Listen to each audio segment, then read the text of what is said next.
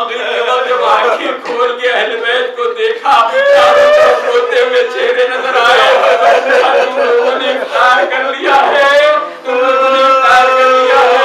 इमाम हुसैन ने हाथों को जोड़ के कहा, बाबा जब आपसे कुछ खाया नहीं जा रहा तो हम कैसे खाएं?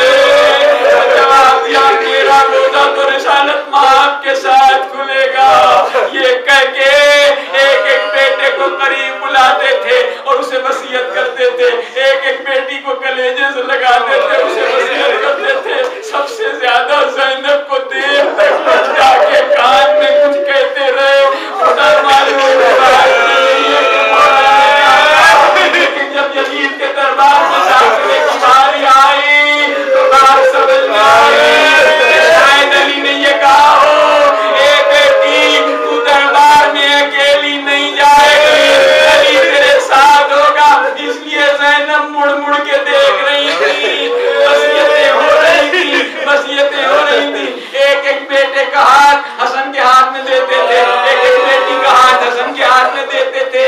अचानक एक गोशे से रोने की आवाज बदल हुई। क्या ये कौन रो रहा है? कहा मादर उम्मुल बनीन, मादर अब्बास उम्मुल बनीन रो रही है। कहा मेरे पास बुलाओ। आई आके कदमों पे सर रख दिया। ए मेरे आका, क्या मुझसे कोई गलती हो गई है? क्या मुझसे कोई गलती हो गई है जो मेरे अब्बास का हाथ आपने हसन के हाथ में दिया?